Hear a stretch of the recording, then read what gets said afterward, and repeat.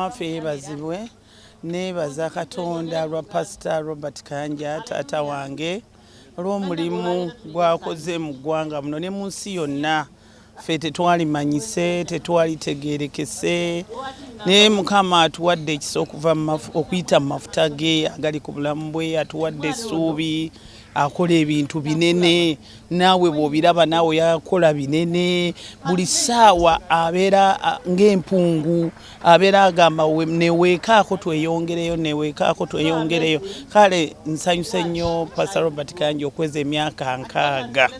Sanyuse nnyo era nsaba Mukama amwongereyo kubanga eno ntandikwa ya buli kimu. Naye alese akoze maaka mu Uganda ne mu nsi yonna.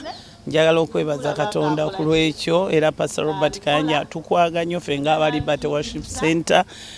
Nze bonzaala bali bonna obazaala na wonna gye ndaze balaba omukululo gwa Pastor Robert Kayanja. Kama mwenyo omukisa okuyingira mu ntalo. Mukama teyatuyitira ntalo, naye nze ndowooza nti abantu abo baba baatemulwa omulabe nga yaba bali wounded kwegamba omulaba ayina ennyoola gye yabanyoolamu. Bwe bagenda okuvaayo bagolokokera ku balala ku bannaabwe.